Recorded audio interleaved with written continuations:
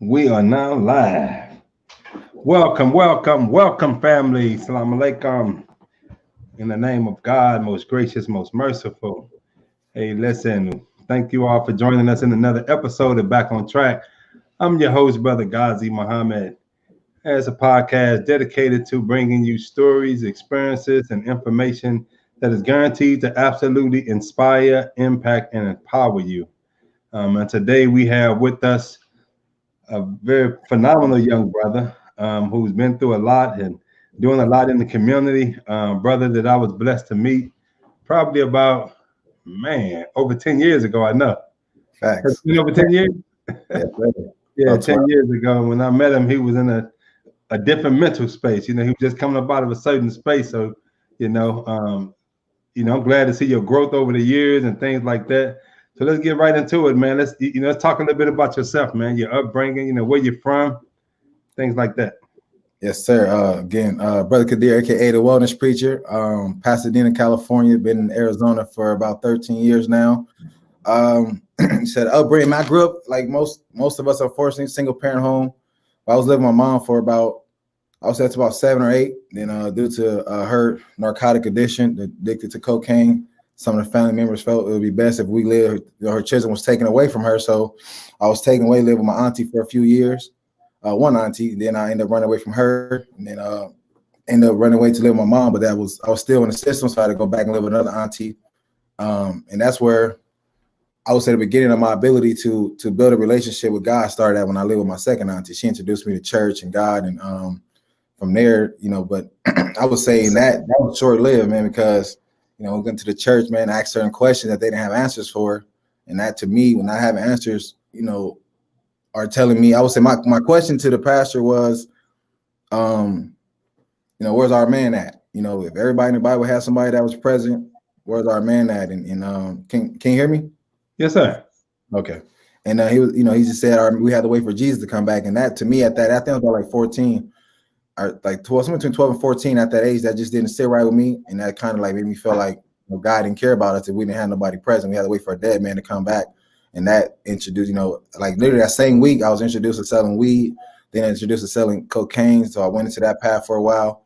You just growing up in the environment where what's the next scam? What's the next scheme? What's the how you get over on the next person? It wasn't really about like hard work, dedication, loyalty in a sense, more so loyalty to I would say BS today. Those fake artificial standards that were given in the hood life, put pretty much your colors first or different situations, Right. And so you from California. Did you ever get involved in like the gang life in California? Man, I would say I was affiliated. My family got a set. I would say that we got a family here that the community likes, but which is the projects located in the King Manors, 754, which is one of these necks of mine. I wouldn't necessarily say that I was into gang. I was more so into the hustling, like more so selling dope. Taking care. I had family at an early age. My cousin, who was my big homie as well, Jonathan Thomas, man, he told me at a young age, like you want to limit your headaches, basically. Like he said, if you're a gang banger, then you got to deal with your rival gangs. If you're a gang banger and a dope dealer, you got to deal with the rival gangs as well as the police and the cats that rob the dope dealers. So for me, it just felt like it would be smarter to just stay low profile. I kept a low profile. A lot of people knew of me, but they didn't know necessarily who I was or what I did. I stayed in the radar because of the knowledge that I was given from the big homie about not really being known and people having the image of you, basically. You know what I mean? Yeah. So be more so discreet in your business, be more so discreet in how you get things done because it limits your ability. He told me the stress that he encountered with being known by his enemies, being known by the police, being known by various individuals that made it harder for him to really enjoy his life. So to not have that stress, I didn't go too deep into that. Yeah. And so let me ask you. So you said something earlier about you were taken away from your mother because your mother was addicted to drugs. Was it crack? Yes, sir. Crack cocaine. Okay. And then you went to live with your auntie. So you ran away from your aunt to go back and live with your mama. Is that right? Yeah, Okay. You run away from their mama and go live with their auntie, but it was the other way around with you. Yes, sir. I didn't like the way I was being treated at my auntie house. I didn't like the way what I saw. And then, when you're young, your parents they can't do no wrong. You want to be with them no matter what. When I was about 7 or 8, I remember walking the streets with my mother, looking for the dope man, looking for her next fix or whatnot. You know what I mean? And I remember one night, that same night, actually, she ended up going to my grandparents' house, and my grandmother was telling her to leave me there at the house. Like, don't take your son out there while you going to do what you do. Like, leave him here, I'll watch him. And my mom was like, nah, I'm gonna take my son with me. I don't need your help, whatever. And as my mom walked out the door, man, my grandmother just ran and started punching the back of her head and just told her, like, no, you're not taking my grandson with you. You looking for drugs or whatever. And that was an interesting night to see that. And you remember, how old were you? I was like somewhere, man, I would say like 5 or 8, somewhere up in there. Right. Wow. So your mother's going to get some drugs and she want to take you with her, but her mother didn't want her to go. Didn't want you to go. Nah, she don't want me going. Mm-mm. And so, and how did that affect your relationship with your mother? Like coming up, how affect our relationship? To be honest, man, I used to think I was gonna go to hell because I realized that in my early teens that I didn't like my mom's ways. But I knew that I loved and cared about my mom, but I didn't really like her ways and certain things that I witnessed her do. So I would say, like, we're not as close as we probably could be till this day. But I think that the level of respect for who she is for me, especially because of the minister, it's allowed me to oversee and just overlook some things and look past her faults and lack thereof, certain things, and just settle on the best part of who she is and understand, like, this last year for me personally, I've done a lot of self-researching through like how I was raised and what I experienced growing up and what my parents had for me. And it's just like most of us just meet somebody, you have sex and find out you're pregnant. A lot of us don't necessarily plan to have children. We don't think about wealth or goals or purpose behind bringing someone into this earth, onto this planet. So for me, recently I told my mom, like last week, like my pops didn't have no plans for me. Like, y'all didn't really sit back and say, okay, we're going to have a child. We need to start thinking about things like that. My mother was in an abusive relationship with my father. And I think her focus more so was trying to find herself while having children. So in that, I became the in-home babysitter and the one that was sacrificing to while my mom was out gambling. She became a gambler. My mother was a hustler as well as had her addiction. And then gambling came into that as well. So she would be gone for 2 or 3 days a week. And I'd be at home with my little brother and or whichever child was home living with us, because we had spans where, like, when I was younger, some of my siblings lived with us, but they got taken. Like, when I got taken away, my mother had more children. And then when they took them as well. But like when I left, they didn't take them. They were still young. I was of age where I could talk and speak my mind and say why I didn't want to be there. So they still stayed with that particular auntie that I was living with at first. And then when I came back to the city, because I was living about at least a 45-minute hour away from my mom at first. But when I ran away and came back to Pasadena, I was closer to her. So I was able to spend more time with her. But still in that, but she had another son, Robert. I believe you met him. And he like people would start, they thought he was my son. Like, man, he everywhere I went, he was there. I stopped going to school they had put out a truancy law, and being that I came from the system and I had got out of the system, I didn't want to go back. I was still of age to be taken away again, and he was younger too. So in that, I was the one to, when I found out about the truancy law, meaning if you're missing too much school, because he would have to be at school at like 12. I had to go to school at 8. So I found out that in my school offered Saturday school, and I could just go to school on Saturdays, and I can be home to make sure he got to school on time to stop the police from knocking on the door. They came once, and that was enough for me. They came with the warning of the truancy, of tardiness and missing out on school. So in that, like, I became the adult adulting or learning how to adult at a very young age. So with my relationship with my mom more so became like I was more like her assistant in the house. You know what I mean? Right. In-home babysitter. Like, so really the relationship wasn't really built or nurtured, I would say. Yeah. And so, it's interesting because so in the nation, of course, we taught the value of the woman and how important that the woman is, and that our first lesson in life comes from our mother. That's how important, because she began to teach us while we in the womb. Even before we come into existence, the mother's already shaping and molding us.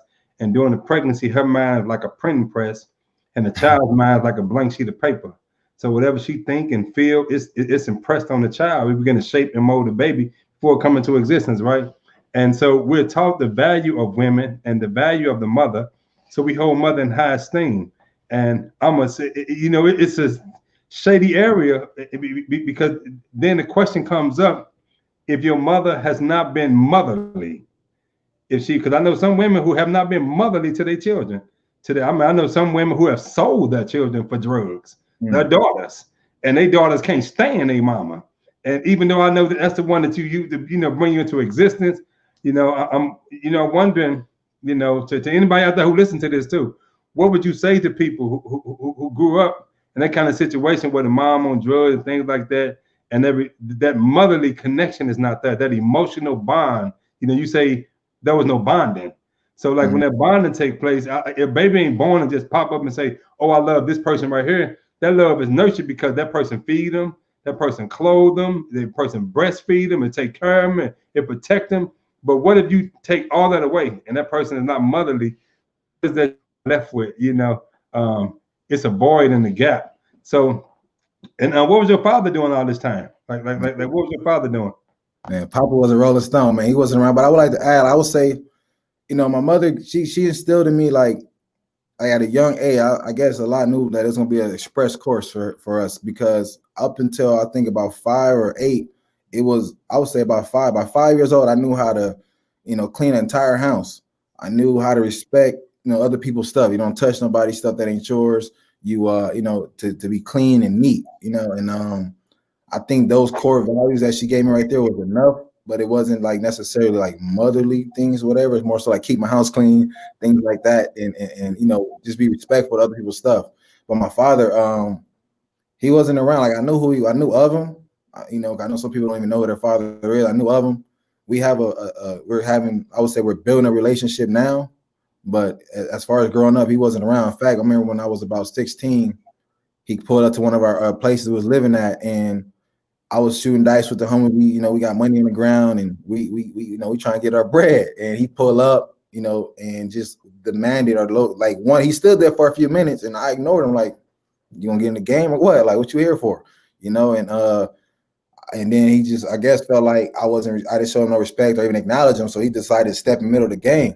And he not knowing the homie got the 4.5, the other homie got the 38, and they all wait like we ready to go. But I'm like, nah, this is my play. Like, who this nigga? Like, that's literally they like, who you OG? Like, what like you tripping? I'm like, nah, that's my pops, man. Stand down, leave him alone.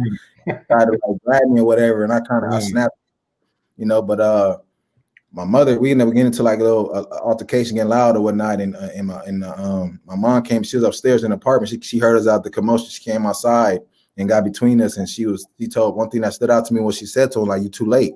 Like, you don't show up and demand respect now. He's about to be a grown man, So from there, I think that was about like 16. I didn't really see him again. So I was in my 20s and had children. And, he had a situation. He ended up having to come stay with me for like 2 weeks while he was waiting on his place to get available. So we had some moments, but it ain't been the best. Right. So then, that leads to another thing, when parents, some children grow up, it used to be, it was a black family structure years ago. We had the extended family where when you lived in the house, you had your grandmama, your aunties, your uncles, people lived in the same house or the same neighborhood. And so they looked out for each other. If the mama had to work, grandmama was there, she was the babysitter, or one of the aunties or something like that. You didn't really have to pay babysitters back in those days. Then it went down to the nuclear family where it was 2-parent, mother and father, or mother and boyfriend, or whatever the case may be. Then it went down to the single family. Now, many children, single parent home, many children now are coming up in a no parent home. Now, it ain't the parents that's raising the children, it's grandparents. And here in Phoenix, they have a place on the south side, as you know, that's for all grandparents. The whole complex was built for grandparents whose children is like drug addicts, or they got locked up, or they just unfit as parents. And now the grandparents who should be retired, kicked back, chilling right now they got to do the same thing all over again with a generation that it's a big generation gap. These children want to play games, this and that, older, and I had a chance to meet and talk to some of them grandparents, and it was a hell of a thing to see. Because they live their life, they struggle. So many people now coming up in a no-parent home. Mother ain't there, and now the grandparent is raising them or something like that. And it ain't nothing like that. Love comes from mother and father. Ain't nothing like it. You get love everywhere. Love, but it ain't the same when it's your mother and your father. You know what I'm saying? Yes, sir. So okay. So how'd you get up out of all that? Okay, you went through all that. Did you ever go to jail? Did you ever get? I mean, because you was in them streets at one time, you know, with your family.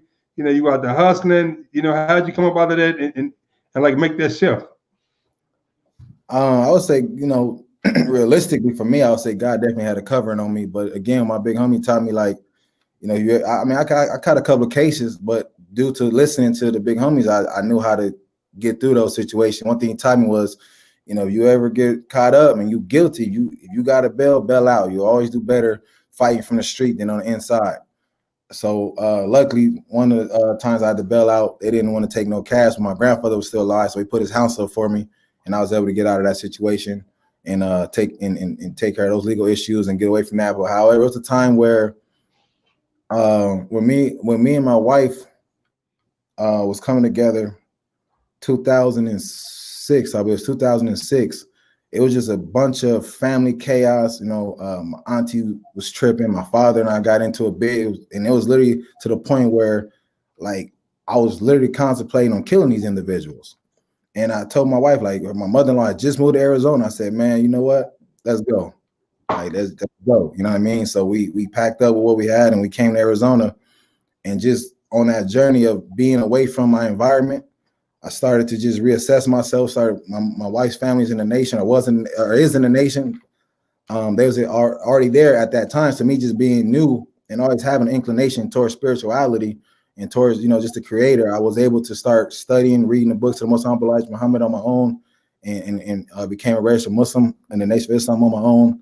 And in that journey, just learning knowledge, it just allowed me to start finding myself, to figure out what it is that I wanted, you know, what was different from the norm in my ex environment, you know, my childhood environment, and seeing that I can do better, and it's based on my decisions and my thinking, that fight started to do just to want more, you know, and I was along that journey, man, of self-discovery, and just committed to not giving up on that self-discovery.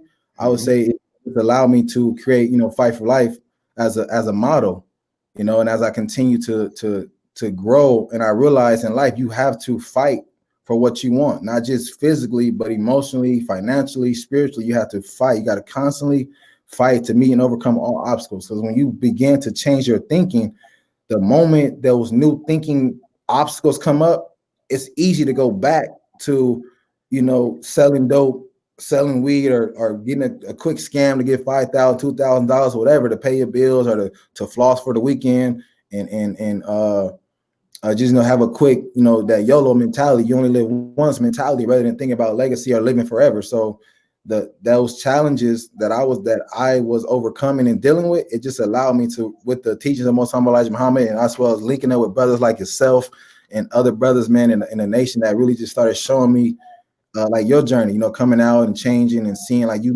yourself made a decision to do better, to not go back to prison, to just change your environment, to see that reality. It assisted me with knowing that I didn't have to go back and revert to my old habits of paying, how I survived. You know what I mean? Right. Yeah. And, you know, I think that's important, because a lot of people be in survival mode, right?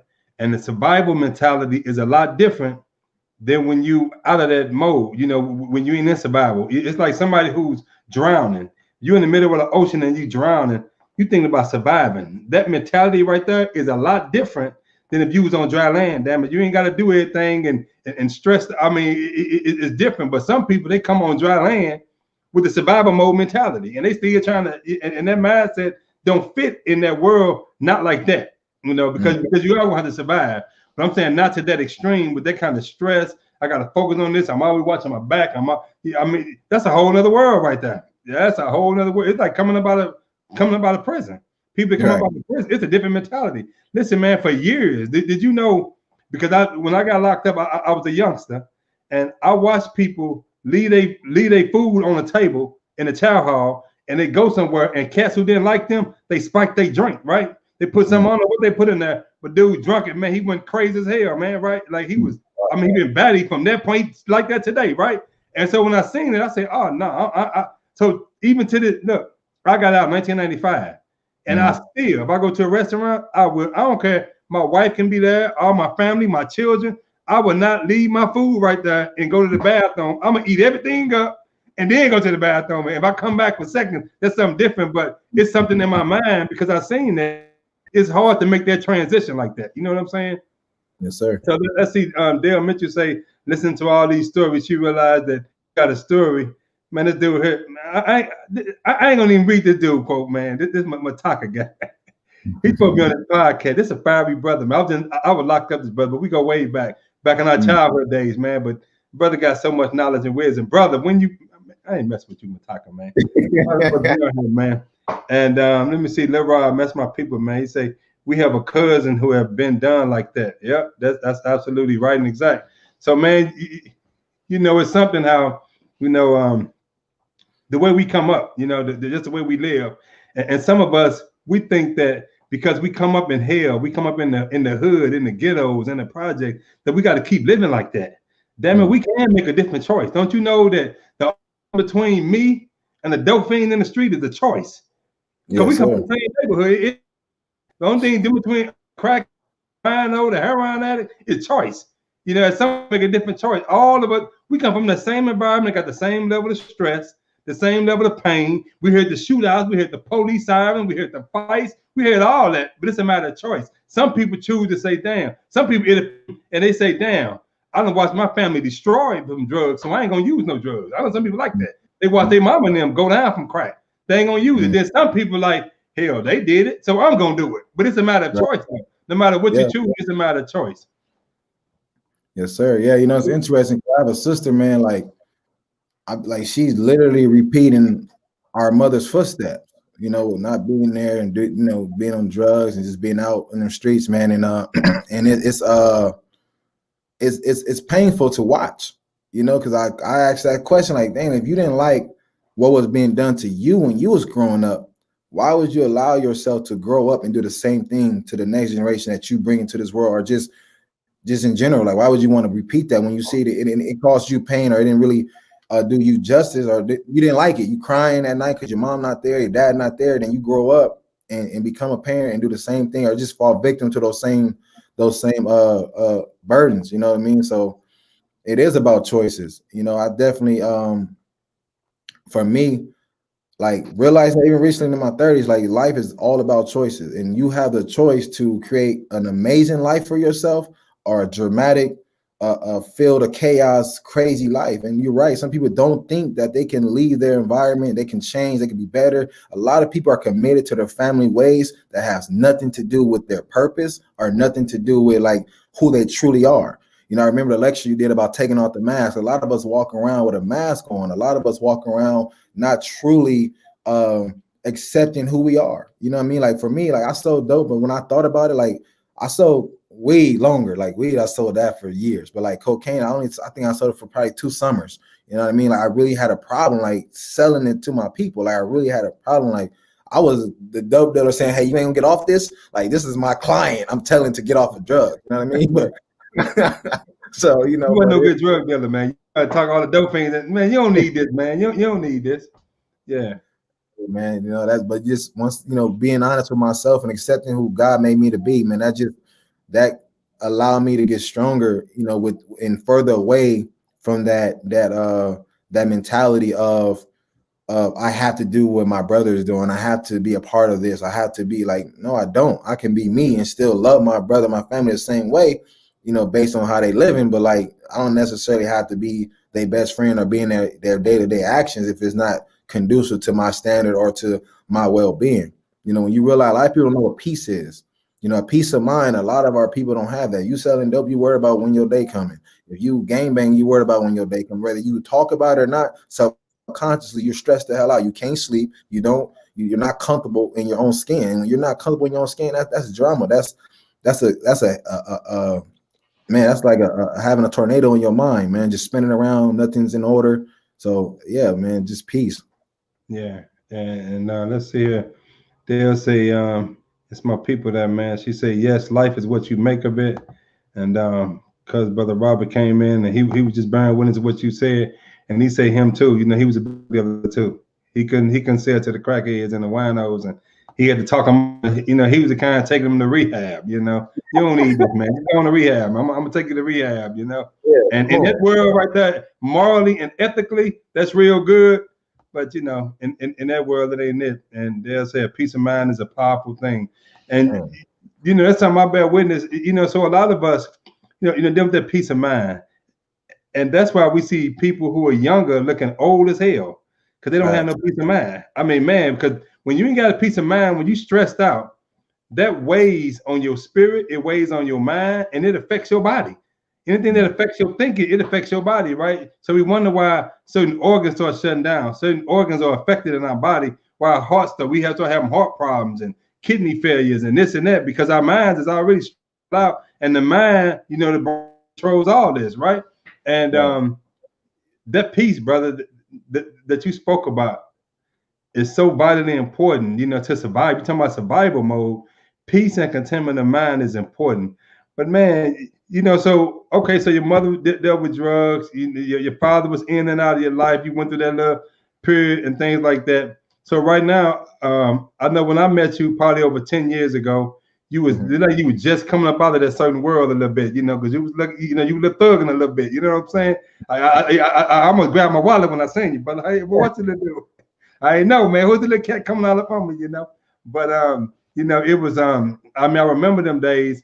And I remember the ups and downs because now you're a father now with a lot of children, and you got children, but watching that transition from where you've come from to where you are now with the with your nonprofit, the Fight for Life nonprofit, it's just a powerful.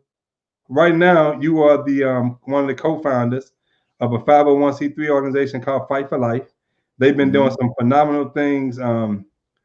Work with talk a little bit about Fight for Life and how that concept come into existence and how many young boys y'all have affected and things like that.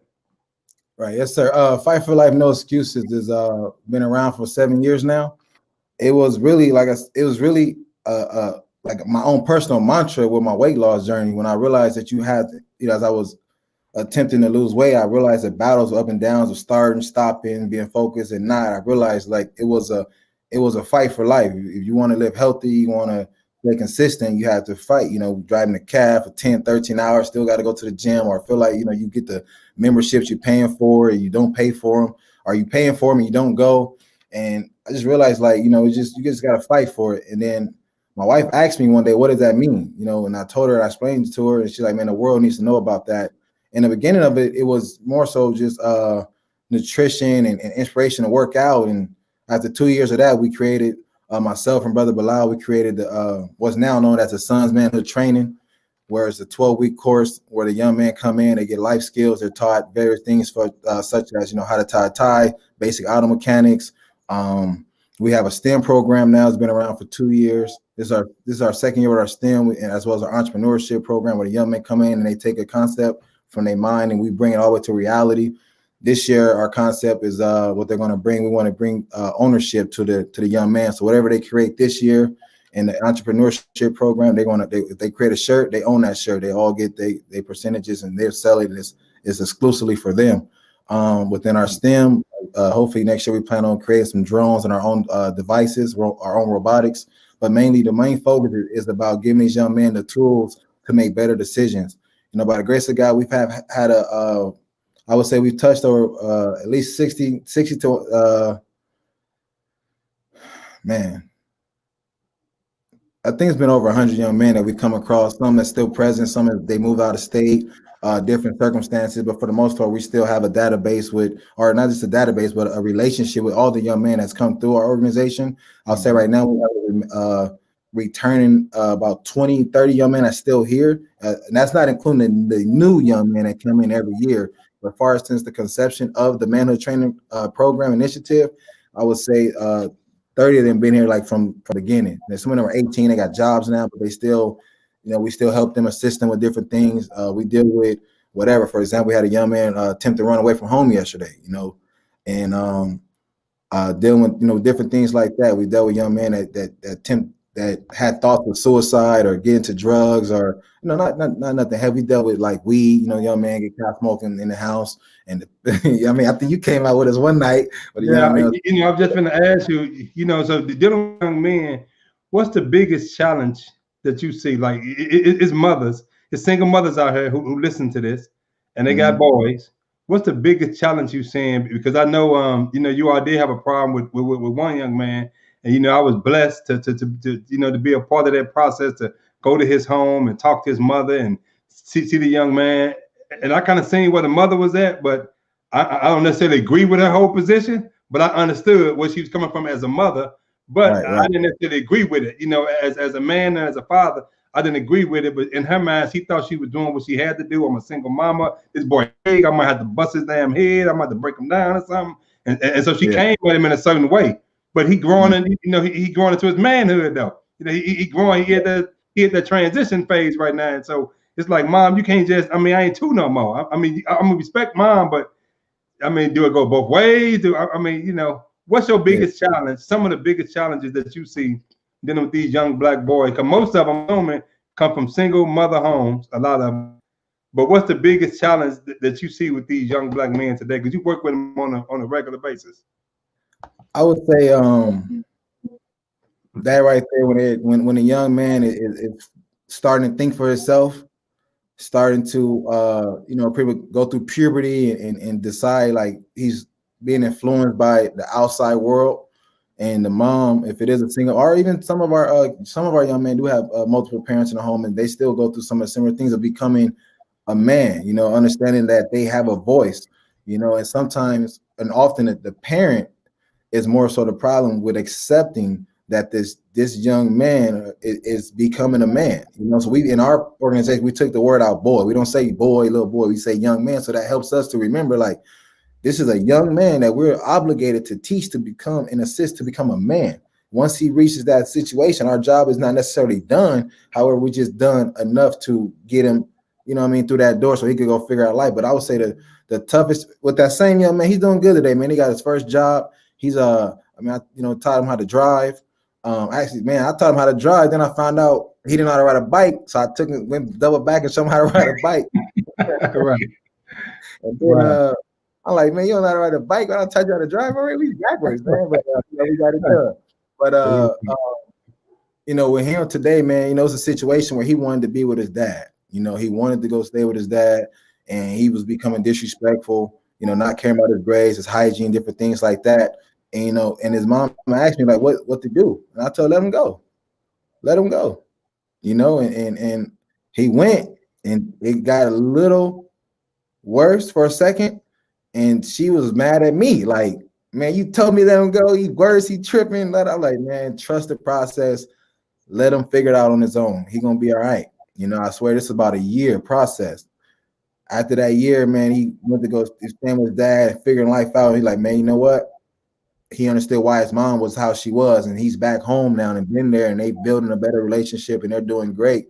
And it's just time. We have to trust time. As we're growing and we're getting older, from adolescence to teens to adulthood. A lot of the blessing, I would say for me, I say all the time that, like, my oldest child is 24. I have adult children. So for me, dealing with the young men's coming up, most of these parents don't have the experience that I have with children, with raising children. So I've been there earlier in life already and done it for over 20 years. So where it's the same stuff. When they start getting their chest hairs and pubic hairs and their attitudes, not understanding how to adjust, it's just time. Just let them go through that process, and we love and we serve them, and we got to touch them up. We touch them up how we got to. But the thing is, I would say the biggest thing is just for the mothers to realize when their baby boys is becoming young men. Yeah, and that's real, man. I've having that kind of experience just personally, a man who having sons who are now grown. I got 3 grown sons now, and going through that phase, and all 3 of them, I raised them. They wasn't with their mother; they was with me, all the way up to from Pampers all the way. They got grown when they left the house. And seeing them, I remember just as a father, you learn the example that was before you. I mean, that'd be your first initial response to parenthood, the example that was set before you. And then you grow, you learn, you read books, you may be exposed to something differently, but initially you only know how to do what you've seen, right? So here, my parents, if they was, it was a climate like, shut the hell up, don't speak, just listen. You know what I'm saying? So I kind of came up somewhat. I approached parenthood like that, for a long time. Don't talk back. Don't say nothing to me. Don't do it. What I say, go. End of the conversation, right? Because that's how it was to me. If I say something, I'm smacked in my mouth.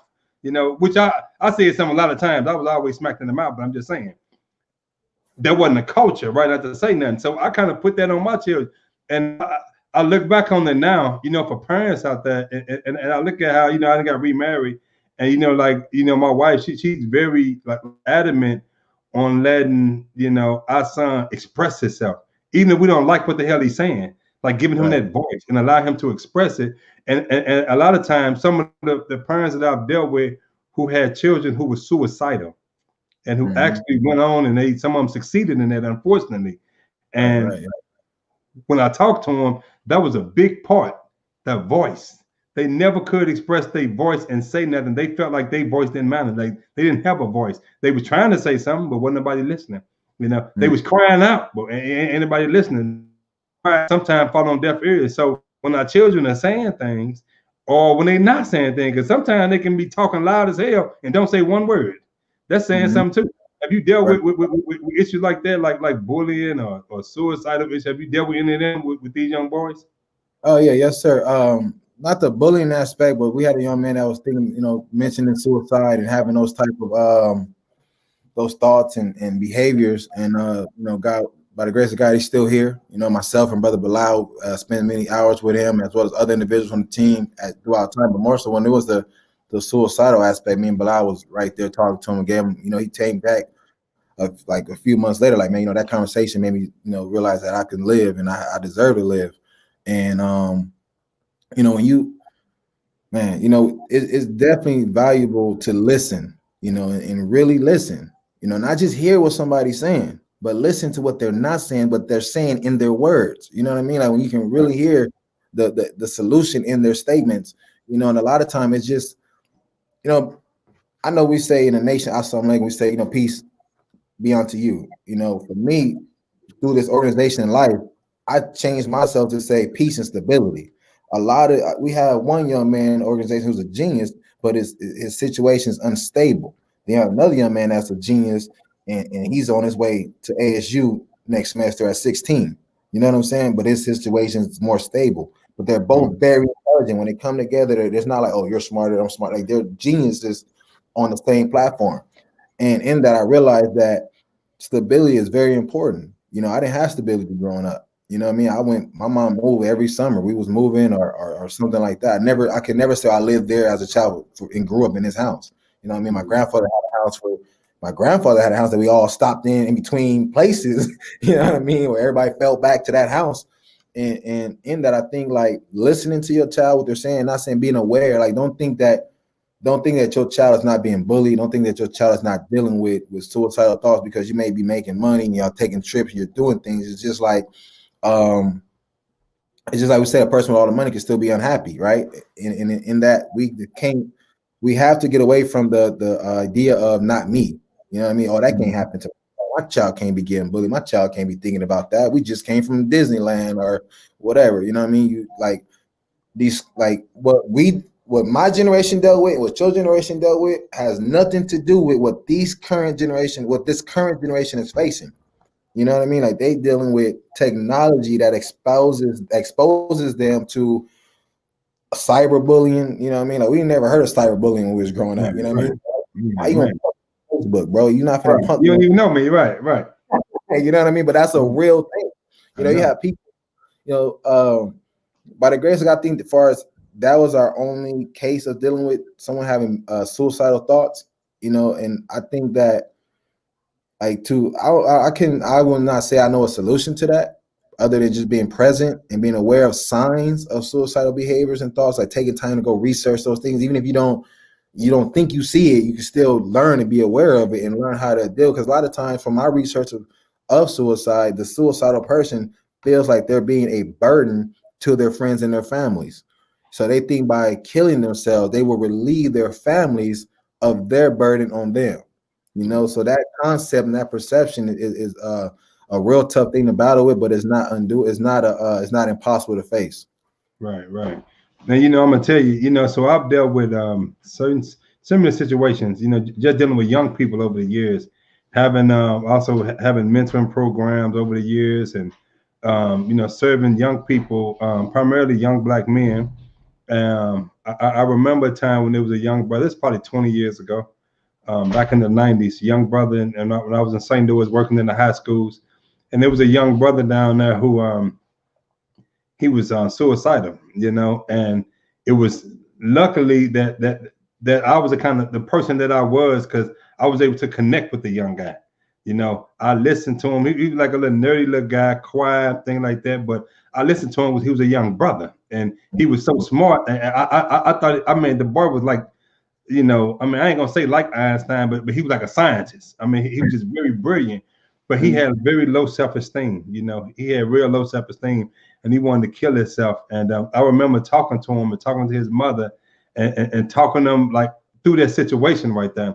And to look back now, you know, when I think about this young man, he got a wife and he got children, and you know, I look at the children, I'm like, wow, them babies wouldn't even be here if the man would have did what he did, you know. And then, but it was another situation that was the opposite. The opposite of that. It was a young brother who, some of our children, they're not suicidal. It ain't that we just, these children just courageous and they got strength and they just don't give a damn about life. Some of them, their living situation is so horrible, it's so horrific. I don't mind giving this shit up. Like whatever. If it's anything on the other side, it gotta be better than this right here. Because some of them, man, I'm talking about, man, they been beat. Some of them they've been sexually abused, physically abused, verbally abused. So whatever on the other side, in their mind, gotta be better than this. So I don't mind giving this up. It ain't that I don't love life. I just don't love this madness. I don't love this pain, this hell that I'm going through right here. So to give that up and to stop that, it's easier for, because I don't like this. I can't deal with it, you know? Right.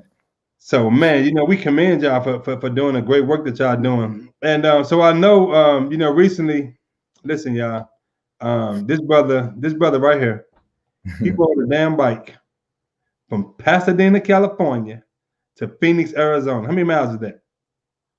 For like 475, 480. 407. I mean, the whole way. Not like on the bike and then he stopped. I mean, like he stopped and got a hotel room, got some sleep and stuff like that. But I'm saying, when he got up in the morning, he got back on the bike from the hotel and kept on going, right? So here I am, you know, here I am, you know, I'm 49 years old, right?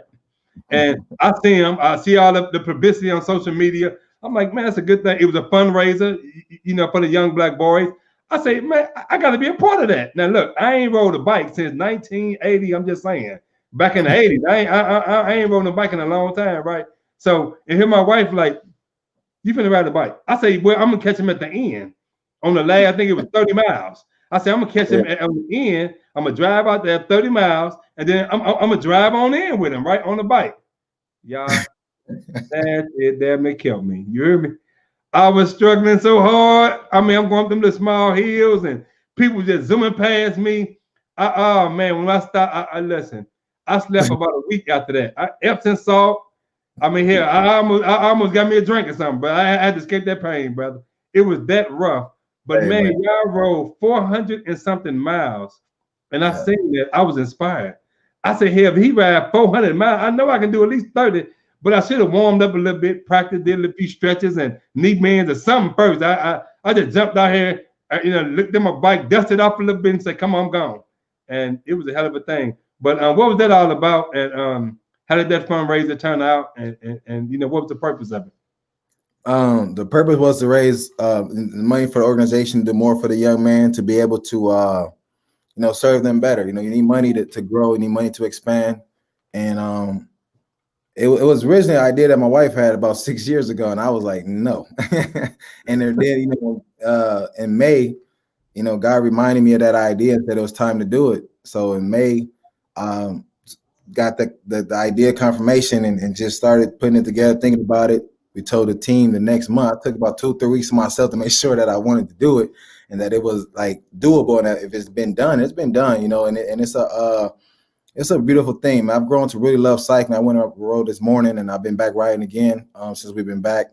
The fundraiser was pretty good. I think we did about just over $30,000, and also made some partnerships with different organizations and companies that liked what we were doing. Our goal was 100,000, and I would say we just did over a quarter of that. But the partnerships and the relationships that was built in that fundraiser,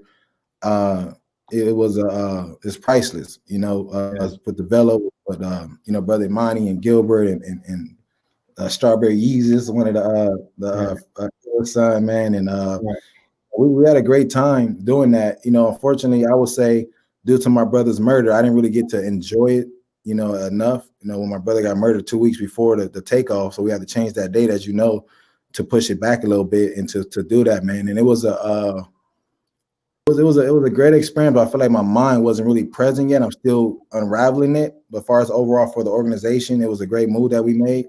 And it just allowed us to know like what we can do, in a short period of time. Like we put the whole fundraiser together in like 14 days, and from 30 days. We were supposed to go live June 9th, but we decided to go July 1st after we sat down with Lene Gervais. She strategized everything for us and told us how to go about promoting and different things like that. And with the limited research, we had no money, we had no bikes, we had nothing. You know what I mean? So I literally bought the first bike I got like June 7th. You know what I mean? Like the day I was telling the people, the team, like, okay, this is the fundraiser idea I want to talk to you about in our board meeting. And like I want to do it like tomorrow, like just get it going. The original day was to do it in honor of my cousin Jonathan Thomas on September 9th, to come from Pasadena, because that's where I'm from, and to represent that journey of my growth and my development, as well as my wife as well, Princess, to just do that. And it was man, cycling is painful in the beginning. Cycling is painful, man. I would say on the third, kept telling me, man, when you I just got to get you through the third day. I got to get you through the third day. And I was like, okay, when we got on that, because we did it in 7 days. So that third day, man, that was definitely a mental, emotional, trying day, man. Like I remember I got to I think the halfway mark, man, my body I just started crying, like just crying, just no, like literally crying, tears, literally just coming, like, what the hell are you doing? Like what are you, like, why are we here? And when it was the third day, like you said, like I just got to get you through the third day, because originally we were supposed to go like 2 days and then stop for a day and then go again. We were gonna do it like 9 days. And when Gilbert saw the plan that I came up with, first of all, I didn't know nothing about elevation like that. The route I had, I thought it was a beautiful route. I thought it was amazing, up hills, flat turf, through the mountains, behind some roads, because we didn't want to get on the freeway. So when he looked at it, he like, no, we're not doing that. You got to go straight through. If you take a break in between these days, your body is going to hate you. It would be better to get up every day and just keep going. We're going to do this in 7 days. This is how we're going to do it. And from there, he kept saying, I got to get you through that third day. And after that third day of the emotional, whatever that's called, I think it's called bonkering or bonk, something like that, where your body just has kind of like plateaued to where you pushed it at, and then it's going past, to that next level of existence. And the amount of time and what we did in learning more about cycling, like they say that I'm in the top 1% of cyclists. There's not a lot of people cycle in their cities. They cycle, they may take their bike to other states, like travel and pack it to another state, but not too many ride through across state. I don't know if you remember Brother Eric. He just did the Underground Railroad, man. That was 2,200 miles cycling from what was that? South Louisiana somewhere, right? Yeah, like yeah, man. That's I don't know necessarily if I'm gonna do that long. They did it in 32 days, but we do have another fundraiser coming up in March 19th. That weekend, we're going to go to Tucson, and it's going to be a total, like, going there is 133 miles, and then we're going to stay a day, do a loop that they have there for cyclists, which is like 60 miles. They want to come back, and that's still part of the fundraiser, keep raising money, to keep making more awareness. And we also are going to implement using cycling with the young man, because what I've learned, especially from on the road, like, I enjoy that so much that I literally was back here, like, having withdrawals after being back for about a month or so. I was like, man, I want to go back on the road. So that's how we end up saying, like, you want to do it again in March, and then we're going to do it again in September. September, I think it's going to go back to California, but I'm not going to go to Pasadena. We're going to go to San Diego. But with my route that I was mentioning earlier, I think I had like an elevation of like 27,000 miles. Like it was like the high, like climbing was ridiculous. I didn't know. But when Gilbert did, he got us down to like 15,000. I was like, thank you, sir. Cause there was some of them miles, man, you just ride and you just going up forever. Like, you know, man, I went up the little hill that was 5 feet up. It almost killed me. Listen, I drove the last 30 miles of this trip with them on these bikes. I'm telling you, bro, that was the roughest, most physically challenging experience that I ever had in my 49 years of living, bro. That was rough. And I think if I would have prepared for it a little bit, you know, I just was watching y'all online. I'm like, they straight up riding from Pasadena, California to Phoenix, Arizona. When you first said that, I say, man, I think my brother lost his damn mind. You know, I thought maybe he was on some of that ooh-wee or something. I say, maybe he's smoking drugs or something. You know, we did that in 90 days, man. From conception of the idea to the fundraiser, man. All that was done in less than 90 days, man. We raised a little over $30,000, man. And we not done yet. We just getting started. Oh yeah, real talk. That's real talk, man. Well, man, you know, we definitely love your story and appreciate somebody said e-bike. That's the e-bike. Hold on, what's the e-bike? What's that bike? They do all the work for you, man. That ain't no bike, that's a toy, man. Hey, I'm with her. Who is it? Ali? Yeah. Oh yeah. I'm with Brother Ali. Oh yeah, real talk. Yeah, I'm getting the e-bike. I get a little motorcycle or something. We can't do that, man. We got a cycle, man. It's a blessing, man. Even when they gave me the bike afterwards, man, I love that bike, man. I didn't know the whole time they gave me that bike. I thought I was riding somebody else's bike. Yeah. And then I found out the last day that it was mine, man. That was a great reward. That was a blessing. And I'm gonna tell you, so I went because I was inspired, and I went to say, I'm gonna give me a cycling bike. And then when I went to the store and they say the cycling bike was like $12,000, I'm like, nah, I don't need no cycling bike. How much these bikes cost at Walmart? Walmart on Amazon. On Amazon, I got some of these bikes. Yeah, I mean, I didn't know bikes was that expensive, man. I never seen no bike like that. Yeah, they go up there, man. They go up there. I don't know, not yet, but I definitely desire to give me a different one. I got two now, and I like them. I love them, man. It's a big difference between riding a cheap heavy metal bike and these carbon lighter bikes, man. You can pick it up with one finger, man, and it's a big difference, And I think that was part of my problem. I came out there, y'all, with a bus that weigh, with a bike that weigh damn the way the size of a truck or some small truck. That bike was heavy.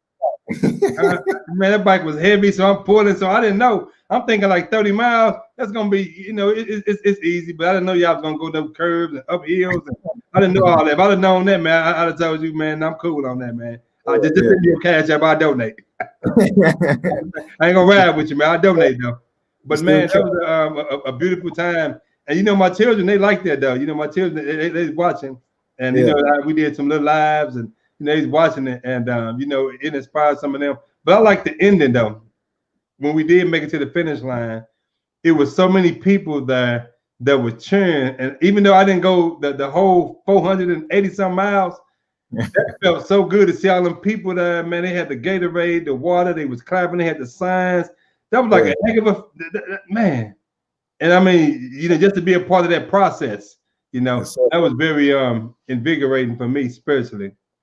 Man, in life, man, I realized throughout this journey, you never know. Like, you say things, but you really never know what people are dealing with or going through, man. Like the night before we came back, our apartment flooded.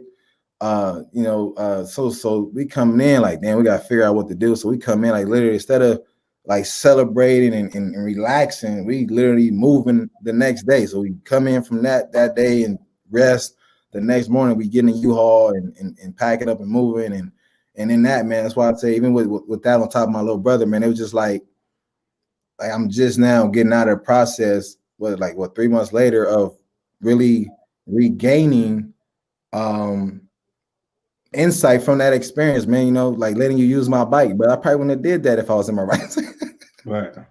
Yeah, that bike was horrible, brother. Right. So yeah, what he's saying is halfway through them 30 miles, it was wearing me out so much, right? And I was one of the older ones that it was an elder whoever. He's like an OG. He been riding since the 40s or something. He been riding for a long time. He an older brother. He like, was he 70 or something like that, 60 something?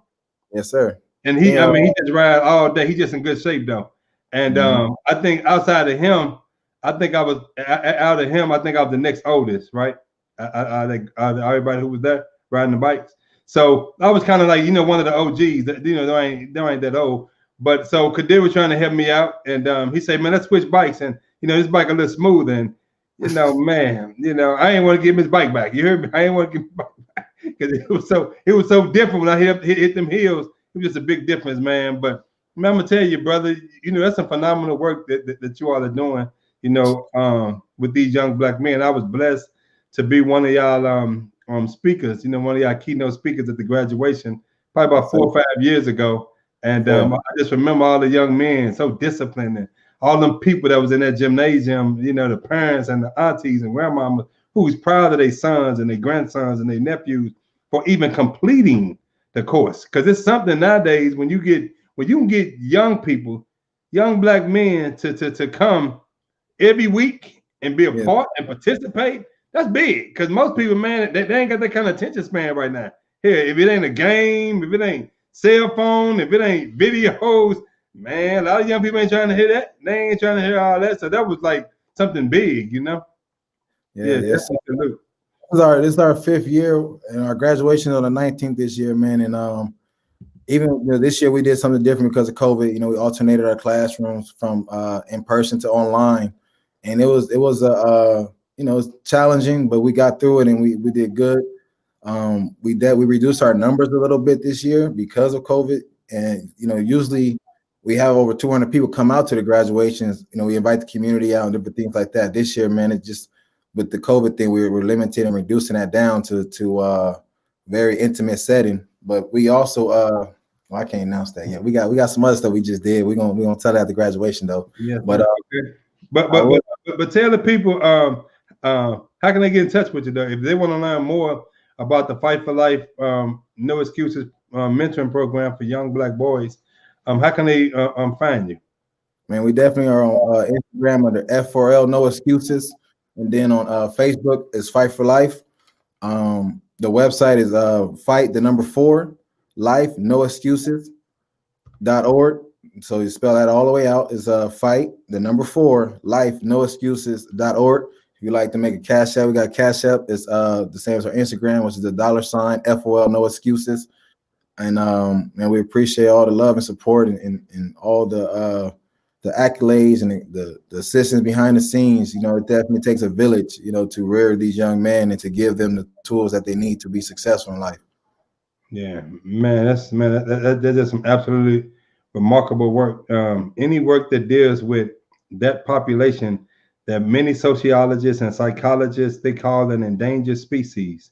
It's a young black man on an endangered species because we dying so fast and through black on black crime, police brutality, imprisonment, or drugs, and whatever, poor health, suicide. Suicide is on the rise for young black men. So that's just some remarkable work, man. That's God inspired, and we hope and pray that you all's work and efforts soar to the highest heights, brother. We're gonna bring you back next year, brother. No, yeah, man. I let it around my mouth, man. Them little homies. And man, so brother, we appreciate you, man, for sharing your story with us, man, and some of the good things that you all are doing. So let's close out with what kind of advice would you give, any parent out there, any mother, especially single mothers who raising their sons? What words would you give them, like leaving words that you would give them to inspire them to keep going, or get the relationship right with them and their son, or whatever the case may be? I would say be present. Be present no matter how many bills you got, no matter what stresses you have going on in life. Be present and give your child that time. Give them that time to talk and make time, create time. A lot of time we allow them to get away with one-worded answers. How was your day? Oh, it's cool. And then that's the end of the conversation. Like, no, dig into that. Really figure out how was their day, what they want to do. Really start, involving them and the type of activities that will lead them in the right path, in the right way, man. Definitely create an environment for them to see who they are, what they can be. You know, I think that's one thing we have to do. I know it's something that we have to do. We don't see ourselves in powerful positions and with a balanced life, they're not going to get it. But another thing you can do is get our ebook. The fastest way to get this book right now, so I got a website from thewellnesspreacher.com. If you go to thewellnesspreacher.com, it's on the little pop-up box will pop up and it says enter your email stuff.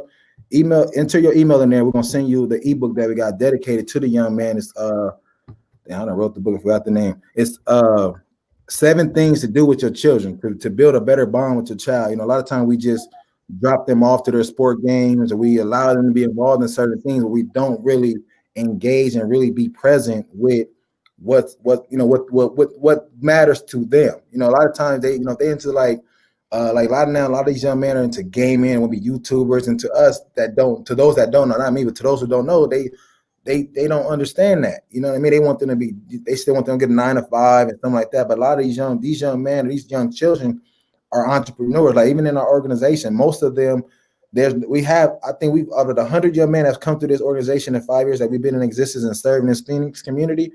I think we've only had a handful of athletes. The rest of them want to be engineers. They want to be entrepreneurs. They want to create things. So wow. If you have an employee mindset, you're not really going to understand this child who wants to build a business. So you got to be patient and listen and allow them to lead and to express themselves, and then just place them in places where they can get those tools and their assistance and know that it definitely takes a village. Like, hell, I done called you to talk to some of my children. You know what I mean? Like, you can't be afraid to call somebody else to assist you in raising your child to get to that finish line of just being a productive citizen in this world and leaving a mark. Yeah, man. Well, that's some excellent advice, brother. Man, we appreciate you, brother. You know, you already know, much love, man. You family to me, man.